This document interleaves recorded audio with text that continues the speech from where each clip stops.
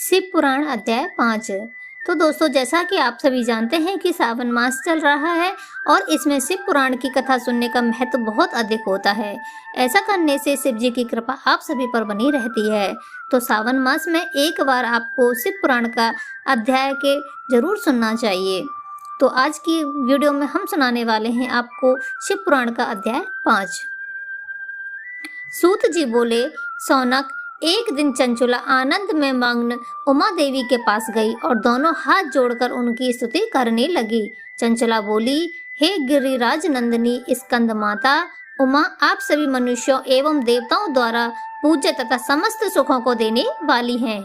आप शंभु प्रिया हैं, आप ही सगुणा और निर्गुणा हैं। हे सच्चिदानंद स्वरूपिणी, आपकी प्रकृति ही पोषक है। हे माता, आप ही संसार की सृष्टि, पालन और संहार करने वाली हैं। आप ही ब्रह्मा, विष्णु और महेश को उत्तम प्रतिष्ठा देने वाली परम शक्ति हैं। सूत जी कहते हैं, सौनक, सद्गति प्राप्त चंचला इस प्रकार देवी की स्तुति कर शांत हो गई। उसकी आंखों में प्रेम के आंसू उमड़ आए। तब शंकर प्रिया भक्त वत्सला उमा देवी ने बड़े प्रेम से चंचुला को चुप कराते हुए कहा, सखी चंचुला, मैं तुम्हारी स्तुति से प्रसन्न हूँ। बोलो, क्या वर मांगती हो? चंचुला बोली, हे गिरिराज कुमारी, मेरे पति बिंदुक इस समय कहाँ हैं?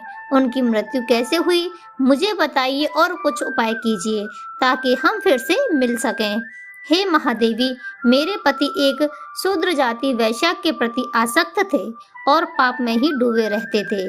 गिरिजा बोली, बेटी, तुम्हारा पति बिंदुक बड़ा पापी था। उसका अंत बड़ा भयानक हुआ।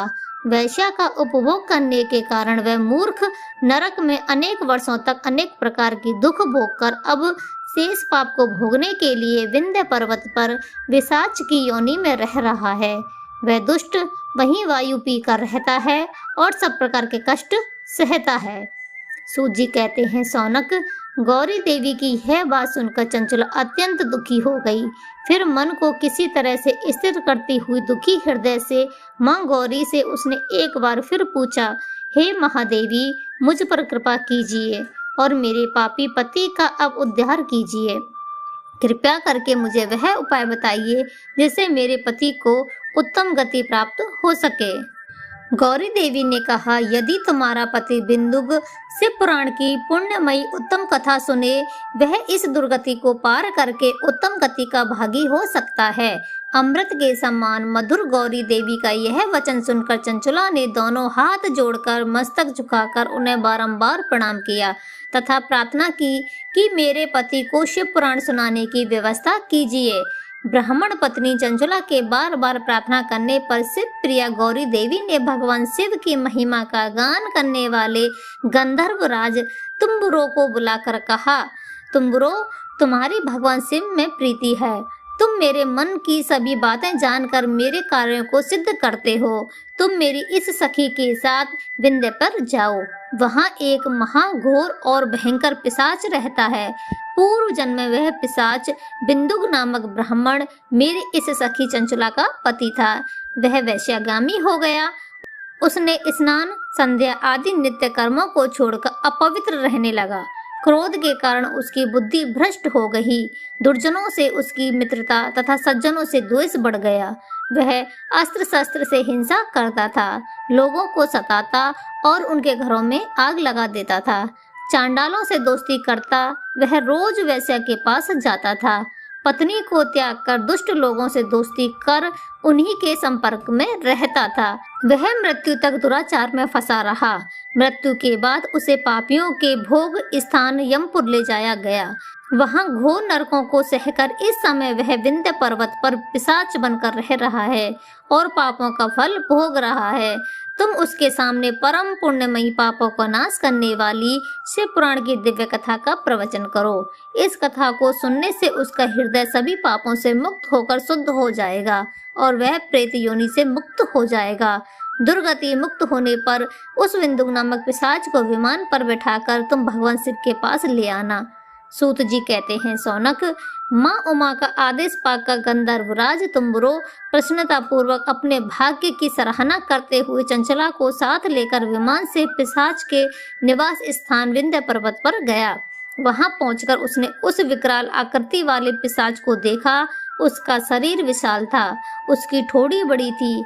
वह कभी हंसता, कभी रोता और कभी उछलता। महाबली तुम्बुरो ने बिंदुक नामक पिशाच को पासों से बांध लिया।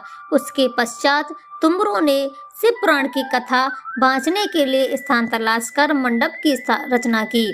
शीघ्र ही इस बात का पता लोगों को चल गया कि एक पिशाच के उद्धार हेतु देवी पार्वती की आज्ञा से तुम्बुरो शिव पुराण की अमृत कथा सुनाने विंध्य पर्वत पर आया है। उस कथा को सुनने के लोभ से बहुत से देवर्षि वहां पहुंच गए। सभी को आदर पूर्वक स्थान दिया गया। पिशाच बंदूक को पासों से बांधकर आसन पर बिठाया गया और तब तुम्बुरो ने परम उत्तम शिव पुराण की अमृत कथा का गान शुरू किया। उसने पहली विदेशर संहिता को लेकर 7वीं वायु संहिता तक शिव पुराण की कथा का स्पष्ट वर्णन किया। सातों संहिताओं सहित शिव पुराण को सुनकर सभी श्रोता कृतार्थ हो गए। परम पुण्य में शिव पुराण को सुनकर पिशाच सभी पापों से मुक्त हो गया। उसने पिशाच शरीर को त्याग कर दिया। शीघ्र ही उसका रूप दिव्य हो गया। उसका शरीर गौर वर्ण का हो गया। शरीर पर श्वेत वस्त्र एवं पुरुषों के आभूषण आ गए। इस प्रकार दिव्य देहधारी होकर बिंदुक अपनी पत्नी चंचुला के साथ स्वयं भी भगवान शिव का गुणगान करने लगा। उसे इस दिव्य रूप में देखकर सभी को बहुत आश्चर्य हुआ। उसका मन परम आनंद से परिपूर्ण हो गया। सभी भगवान महेश्वर के अद्भुत चरित्र को सुनकर कृतार्थ हो गए। उनका यशोगान करते हुए अपने अपने धाम को चले गए। बिंदुक अपनी पत्नी चंचुला के साथ विमान में बैठकर शिवपुरी की ओर चल दिया। महेश्वर के गुणों का गान करता हुआ बिंदुक अपनी पत्नी चंचुला व तंबुरों के साथ शीघ्र ही शिवधाम पहुंच गया।